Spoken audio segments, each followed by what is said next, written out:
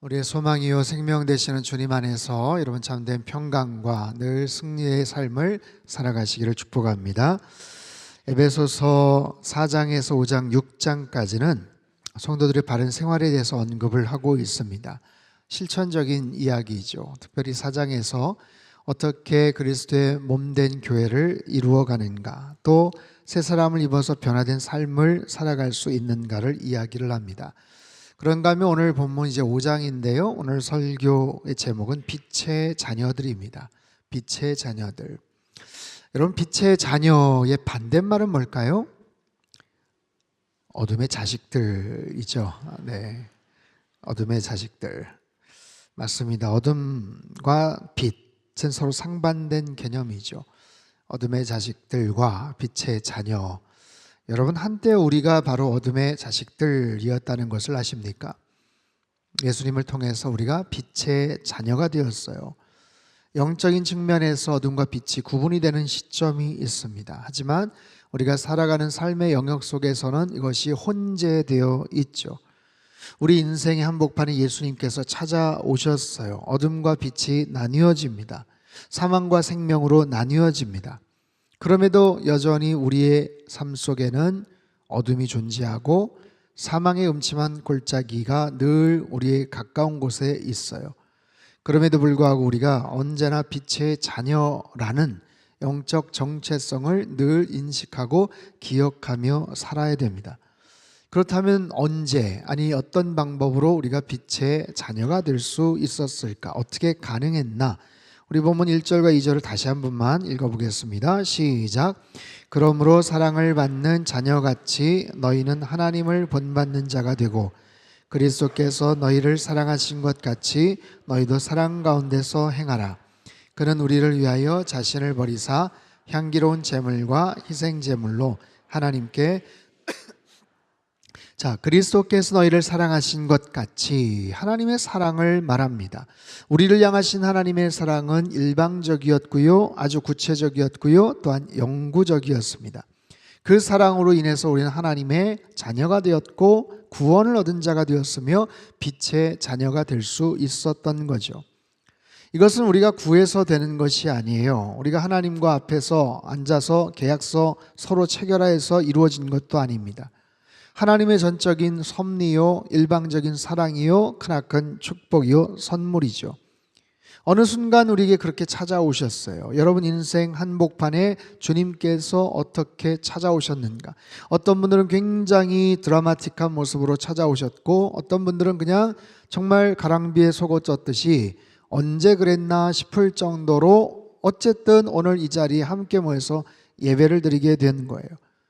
우리의 마음속에 여러 가지 정말 하나님께서 기뻐하시지 않는 모습들을 그렇게 살아갔지만 어느 순간 주님께서 찾아와 주셔서 우리를 사랑하신다 말씀하시고 하나님 자녀 삼아 주시고 인쳐 주셨어요. 우리 안에 있는 모든 죄된 것들을 다 갚아 주셨어요. 2000년 전에 예수 그리스도의 십자가 희생, 그 피값으로 모든 것을 다 지불하시고 구속해 주셨다는 사실이에요.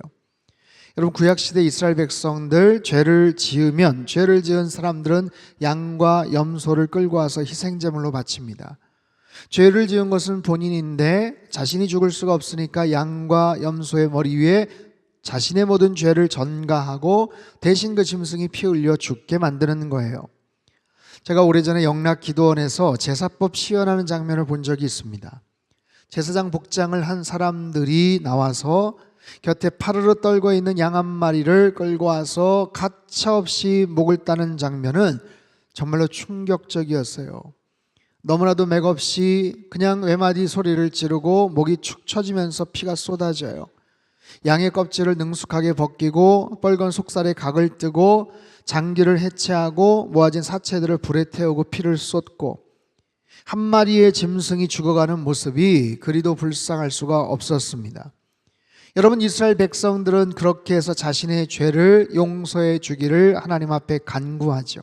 자신의 잘못이 있는데, 자신의 여러 가지 죄악들이 있는데 그것을 생각하며 죽어가는 짐승들에게 미안한 마음을 느끼며 속죄를 구했을 거예요.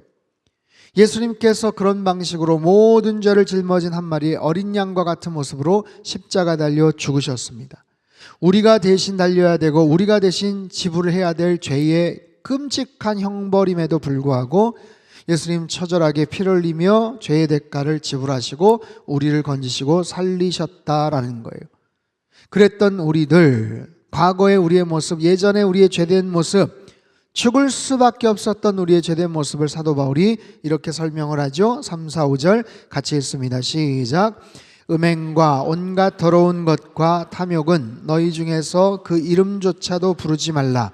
이는 성도에게 마땅한 바니라. 누추함과 어리석은 말이나 희롱의 말이 마땅치 아니하니 오히려 감사하는 말을 하라. 너희도 정녕 이것을 알거니와 음행하는 자나 더러운 자나 탐하는 자 곧 우상 숭배자는 다 그리스도와 하나님의 나라에서 기업을 얻지. 자, 음행과 온갖 더러운 것과 탐욕, 누추함과 어리석은 말, 희롱의 말. 누추함이라는 것은 추하고 더러운 말이라는 거예요. 또한 우리 안에 있는 음행과 더러움과 탐하는 우상 숭배자들, 이 모든 것이 과거의 우리들의 모습이었습니다. 그런 죄 가운데 빠져서 허우적거리며 살던 그런 우리들이에요. 여러분, 우리 안에 스멀스멀 기어나오는 죄된 욕망들을 여러분 느끼십니까? 우리 시선이 닿는 모든 것, 우리에게 들려오는 여러 가지 소리들, 내 마음속에 있는 모든 것들과 같이 연결이 되어서 언제든지 죄로 촉발될 수 있는 그런 인자를 우리는 갖고 있어요. 정말 신기하죠. 아무것도 아닌 것 같은데 어느 순간 스쳐 지나가는 생각 하나, 누구한테 들은 말 한마디로 인해서 우리 안에 울컥하면서 죄가 생성이 되는 바로 그런 저와 여러분의 죄된 본성입니다. 이 많은 죄된 여러 가지 모습들, 탐욕들, 시기, 질투심들, 그것으로 인해서 말로 투척이 되고 행동으로 나타나는 수많은 모습들, 그것뿐이겠습니까? 서로 속이기도 하고 속아 넘어가기도 합니다. 6절 말씀 같이 읽죠. 시작. 누구든지 헛된 말로 너희를 속이지 못하게 하라. 이로 말미암아 하나님의 진노가 불순종의 아들들에게 누군가를 속이고 그래서 돈을 빼앗고 손해를 끼치고 힘들게 하고 아프게 만들고 불행하게 만들고 그런 사람들을 속이고 현혹하는 일들, 여러분 에베소서를 기록했을 당시 영지주의자들이 사람들을 이렇게 현혹을 했어요. 육체와 영혼은 이분법적으로 나뉘어진 것이다. 육체가 아무리 죄를 범해도 우리의 영혼은 손상되지 않아. 우리의 구원을 받는 것은 결국에는 영혼뿐이지. 영혼만 구원받으면 되는 거야. 우리의 육신은 결국에는 썩어질 모습, 결국에는 그렇게 소멸되어 갈, 썩어져 갈 모습인데 이 육신으로 죄를 짓는 것 아무런 상관이 없어. 중요하지 않아. 그러다 보니까 아무런 가책이나 양심이나 도덕적인 꺼리낌 없이 온갖 방탕한 짓을 하면서 죄를 마음껏 짓는 거예요. 여러분, 오늘날도 마찬가지 아닙니까? 술에 취해서 죄를 짓습니다. 멀쩡했으면 안 지었을 텐데 술에 취해서 알딸딸하고 정신이 혼미해지니까 죄를 지어요. 그것도 부족해서 마약의 중독에 빠집니다. 자신이 어떤 행동을 하는지도 모르고 죄를 짓고 부끄러운 행동들을 합니다. 자신만이 그래요? 사람들을 속입니다. 약한 사람들, 어리숙한 사람들, 힘없는 사람들을 속여서 돈을 빼앗습니다. 손해를 보게 만듭니다. 그들의 인생 가운데 크나큰 상처와 아픔을 주면서 현혹시키는 일들, 속이는 일들이 얼마나 많은지 몰라요. 주중에 저희 아버님과 통화를 좀 했는데 이제 연세가 좀 많으세요. 그래서 인지 능력이 썩 여의치가 않으십니다. 근데 핸드폰에 이상한 문자가 왔다 하면서 저에게 전화를 걸어오셨어요. 종종 그런 이상한 문자들, 메시지가 오는데 무슨 메시지인데요? 그랬더니 부고 알리는 문자가 왔대요. 부고 알리는. 누군가 죽었다, 부고 알리는 문자가 왔는데 아버님 본인 성함을 써서 문자가 왔어요. 저희 아버님 돌아가셨다 해가지고 저희 아버지한테 문자가 온 거예요. 너무 화도 나고 어이도 없고 어떤 인간들이 이랬나 궁금하기도 해서 그래서 눌러볼까 하다가 전화를 저한테, 아버지 절대 그거 누르시면 안 돼요. 누르시지 마세요. 그렇게 누르면 또 다른 어떤 쪽으로 연결이 되고 아마 그렇게 해서 이 보이스피싱인데, 여러분 그런 겁니다. 연세 드신 어르신들에게 때로는 겁을 주면서 헷갈릴 만한 문자 메시지를 통해서 피해를 입히는 그런 악성 보이스피싱들, 여러분 그것뿐이겠습니까? 이렇게 죄를 짓고 사람들을 현혹하고 속이고 아프게 하고 불법을 행하고 악하게 살아가는 수없이 많은 사람들. 그럼 도대체 누가 그런 짓을 합니까? 어떤 사람이 그렇게 악한 짓을 하는 거예요? 여러분, 저와 여러분도 예수님 만나기 전에, 아니면 어쩌면 지금 이 순간에도 이 땅을 살아가면서도 정도의 차이가 있을 뿐이지, 그런 모습들, 그런 죄악들, 아직 실현해내지 않은 그런 여러 가지 죄성들이 우리 안에 드글드글 그렇게 많이 있다는 사실을 여러분 아십니까? 바로 그것이 우리의 모습이에요. 빛의 자녀가 되기 전에 부끄러운 우리의 모습들. 그래서 성경은 말합니다. 그랬던 너희들의 과거의 모습을 기억하고 이제는 더 이상 그들과 함께 머물지 마라. 어울리지 말고 상종하지 말라라고 말씀을 해요. 7절과 8절 말씀 같이 읽습니다. 시작. 그러므로 그들과 함께하는 자가 되지 말라. 전에는 어둠이더니 이제는 주 안에서 빛이라. 빛의 자녀들처럼 행하라. 그러므로 그들과 함께하지 말아라. 상종하지 말아라. 그 자리를 떠나라. 왜 자꾸만 그 주변에서 맴돌고 있느냐? 아슬아슬하게 양다리 걸치고 있느냐? 이제는 떠나야지. 아직도 죄 가운데서 살아가려고 하느냐? 너희가 전에는 어둠이었지만 이제는 주 안에서 빛이다. 빛이다. 여러분, 어둠과 빛이라고 말씀을 하지만 사실 경계가 모호할 때가 있어요. 우리 안에 여전히 어둠의 모습들이 있거든요. 여러분, 생명과 죽음이 연결이 되어 있잖아요. 그래서 날마다 우리는 살아가지만 한편으로 날마다 죽어갑니다. 여러분, 한 주 동안 열심히 사셨죠. 열심히 살아오셨죠. 그만큼 우리는 점점 더 죽음과 가까워지고 있다는 사실을 우리는 알아요. 생명과 죽음이 이렇게 연결되어 있어요. 어둠과 빛이 공존한 채 살아가는 거예요. 우리 내면엔 수많은 선과 악의 감정들이 수시로 왔다 갔다 합니다. 그렇기 때문에 우리는 이 사실을 의도적으로 인식하고 고백하고 기억해야 돼요. 여전히 내 안에 죄성들이 남아있지만 그럼에도 불구하고 나는 하나님의 사람이고 빛의 자녀다. 죄의 유혹에 빠져서 더 이상 어슬렁거리지 않으며 과거와 같은 그런 삶을 살아가지 않겠노라. 사랑하는 성도 여러분, 여러분, 저와 여러분은 빛의 자녀들이에요. 여러분, 빛의 자녀답게 살아가시길 주님의 이름으로 축원합니다. 자, 그럼 빛의 자녀들, 그들이 맺는 인생의 열매가 무엇인지 성경은 이렇게 말해요. 9절 말씀 같이 읽죠. 시작. 빛의 열매는 모든 착함과 의로움과 진실함에 있느니라. 잘 기억하세요. 모든 착함, 의로움, 진실함, 이게 빛의 열매다라는 거예요. 착함이라는 것은 우리가 알고 있는 바로 그런 굿니스, 선함을 의미합니다. 의로움이라는 건 뭘까요? 굉장히 공의롭고 정의로운 기준을 의미하죠. 진실함이라는 것은 충성됨, 신실함, 충직함, 영어에 인테그리티라는 단어가 있어요. 이것은 온전함, 통전적인, 흠잡을 데 없는 바로 그런 의미에서의 선한 모습들을 말씀하고 있어요. 여러분, 이 세 가지가 빛의 열매인데 선함, 착한 거 중요하죠. 그런데 이 선함, 이 착함에도 기준이 뭔가 필요합니다. 뭐냐면 선이라는 것은요, 다 좋은 것이 아니에요. 누가 볼 때 선이냐에 따라서 그 기준은 되게 달라집니다. 내용도 달라집니다. 어느 쪽에서 보느냐에 따라서 굉장히 한 형평이 좀 기울어질 수도 있어요. 나에게는 선인데 상대방에게는 무례함과 불쾌함으로 건네줄 수 있는 부분도 있습니다. 여러분, 선이라는 것은 그래서 굉장히 검증이 필요해요. 최선을 다했다. 여러분, 최선이라는 말도 어떤 경우는 잘못되고 부정적인 모습으로 악용이 될 수 있습니다. 나에게는 최선이었다라고 스스로를 그렇게 그냥 방어를 하는, 방어막을 치는 거죠. 여러분, 최선에서 더 나아가서 독선이라는 말 아시죠? 거기도 선이라는 게 들어가요. 얼마나 이기적이고 독단적인 그런 선입니까? 그런 선함이 의로움에 의해서 기준을 잡아야 돼요. 어떤 선이냐라는 거예요. 그 의로움과 진실함을 통해서 균형을 잡고 판단을 해야 됩니다. 그럼에도 불구하고 판단하기가 어려울 때가 있어요. 분명히 선한 의도이고 분명히 의로웠던 것이고 분명히 진실한 그런 모습임에도 불구하고 그것을 넘어서는 여러 가지 불균형적인 모습들. 여러분 보십시오. 뭔가 판단하기가 애매할 때, 그럴 때 필요한 것이 10절의 말씀이에요. 10절 말씀 우리 크게 한번 읽어보죠. 10절 시작. 주를 기쁘시게 할 것이 무엇인가 시험하여 보라. 주님을 기쁘시게 할 것인지 한번 테스트해 보라는 거예요. 검증해 보라는 거예요.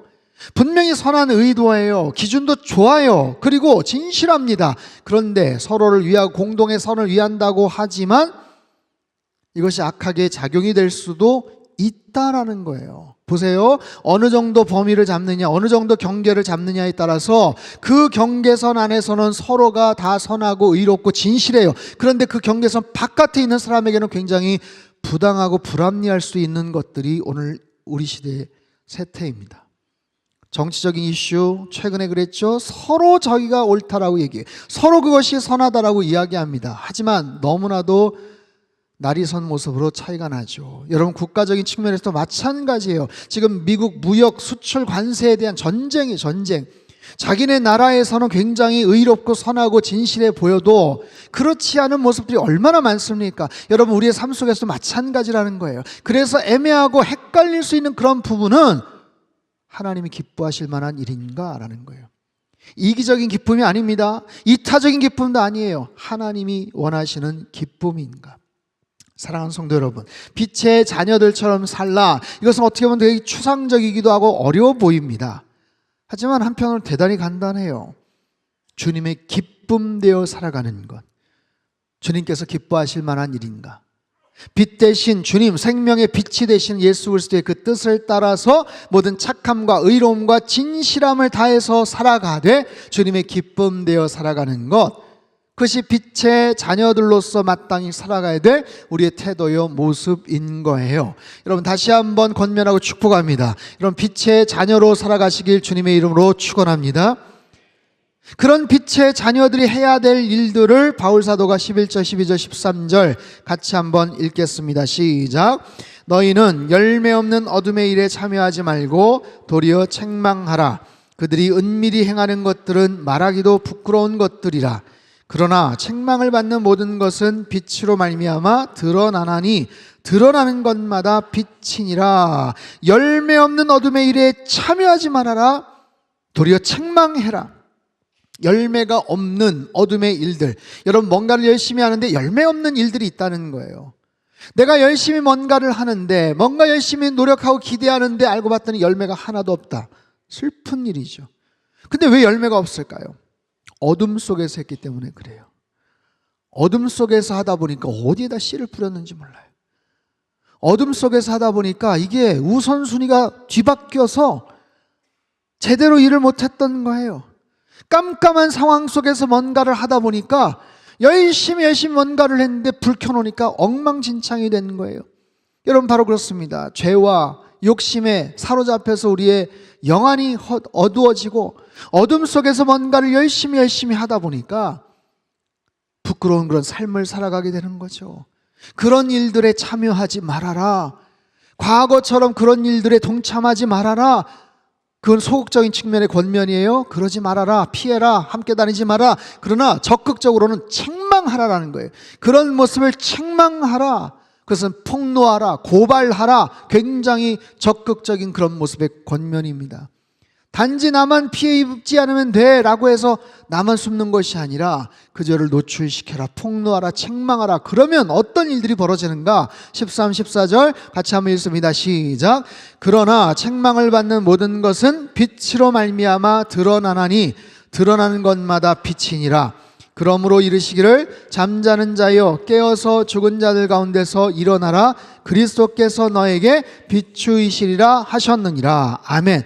빛으로 드러난다는 거예요. 모든 것이 빛으로 드러난다. 이건 빛 아래에서 드러난다라는 겁니다. 그렇게 빛을 받게 되면 빛 아래에서 드러나고 빛의 세계에 속하게 된다. 그리고 마지막 14절은 사도 바울이 인용을 한 내용이에요. 일어나라 빛을 발하라. 이사야 60장의 내용이기도 하고 초대교회 찬송가 가사 일부분이었을 거라고 학자들이 추측을 합니다. 잠자는 자여 깨어나서 일어나라. 잠자는 자여 죽은 자들 가운데서 일어나라. 빛의 자녀들이여 가만히 있지 말고 일어나서 빛을 발하라 라는 거예요. 여러분, 세상에서 어둠 가운데서 빛의 자녀로 살아간다는 것은 대단히 주목을 받으면서 한편으로는 굉장히 부담스러울 수 있는 일입니다. 그럼에도 불구하고 우리를 죄 가운데서 어둠 가운데서 건져주신 예수 그리스도의 그 사랑을 생각하며 빛의 자녀로 살아가는 것, 우리의 사명이죠. 우리의 빛이 아니에요. 부족한데, 나는 연약한데, 아직 준비가 안 됐는데, 내 빛이라는 것이 보잘것없는데, 그럴 수 있습니다. 내 빛이라는 게 별로 그렇게 반짝거리지 못할 수 있어요. 너무나도 희미할 수 있습니다. 하지만 우리를 통해서 주님의 빛을 비출 수가 있어요. 우리의 모습을 통해서 주님의 원초적인 생명의 빛을 반사시킬 수가 있는 거예요. 여러분, 쨍한 그 한낮 태양빛을 조그마한 거울만 있어도 마음대로 각도에 따라서 어딘가로 보낼 수 있는 것이 바로 그런 역할, 그런 기능이죠. 그런 모습으로 살 수 있다라는 거예요. 북유럽 노르웨이의 리우칸이라는 작은 도시가 있어요. 여러분, 이 메시지를 이야기할 때마다 저는 최고의 그런 예화인 것 같아요. 작은 도시입니다. 노르웨이 인구 3,500명. 근데 그 도시는 겨울이 시작되면 9월부터 3월까지 빛을 볼 수가 없어요.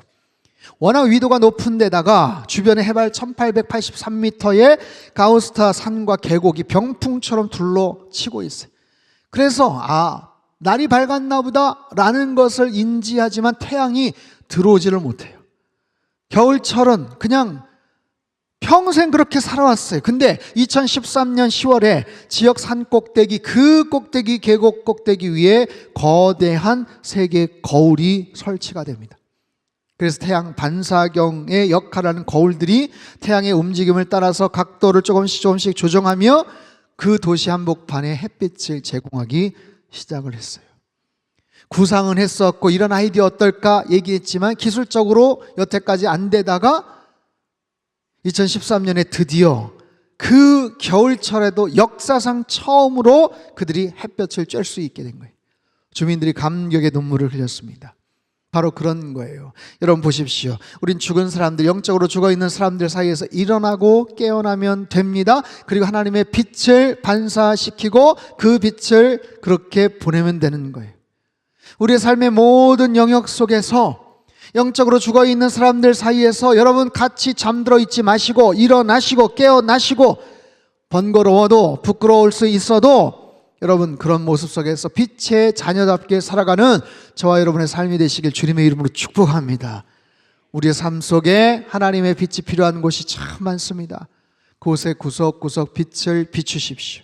내가 존재하는 것 그 자체로 말미암아 내 주변을 따뜻하게 하고 내 주변을 밝게 만드시는 거예요.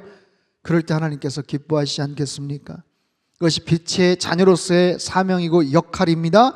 그렇게 모인 우리들 한 사람 한 사람을 통해서 하나님께서 기뻐하시는 거룩한 교회의 사명들을 감당하게 될 거예요. 오늘은 상당교회 창립 49주년 되는 기념주일입니다. 상당교회가 지난 49년 동안 하나님의 빛을 드러내며 여기까지 왔어요. 행복한 청주를 만들고자 소망하며 여기까지 맡겨진 사명을 감당하며 왔습니다. 이제는 청주를 넘어서서 우리의 지역사회 곳곳에 대한민국 곳곳에 세계 열방의 선교적 교회로 하나님의 빛을 더 멀리 그리고 더 넓은 모습으로 반사시키고 드러낼 거예요. 무엇보다도 하나님의 기쁨 되는 선교적 교회 되고 내년도 50주년입니다. 새로운 50주년 어떤 모습으로 50년, 60년, 70년 계속해서 그 생명의 빛이 정말 아름답게 펼쳐질 수 있을까? 그래서 계속 생명을 살리고 복음을 전하는 거룩한 주님의 교회, 선교적 교회로 자리매김되고 그렇게 헌신하는 저와 여러분 되시기를 주님의 이름으로 축복합니다. 우리 한번 기도하겠습니다. 하나님 아버지, 사망과 어둠 가운데 살아가던 우리들에게 주님 찾아와 주셔서 우리를 죄 가운데서 건져주시고 우리에게 구원의 빛을 비추는 거룩한 하나님의 사명, 빛의 자녀의 본분과 사명 맡겨주심을 감사를 드립니다. 하나님이 사실을 늘 기억하게 하시고 우리 주변에 차가워지고 생명을 잃어가는 모든 곳에 이 생명의 빛을 증거하는 복음의 전달자 되어 살게 도와주시옵소서. 우리 상당교회가 계속해서 이 생명의 빛을 드러내는 축복의 통로로 복음의 도구로 쓰여지게 하시고 하나님 선교적 교회로 계속 자리매김되며 하나님의 기쁨 되어 살게 도와주시옵소서. 존귀하신 예수님의 이름으로 기도합나이다. 아멘.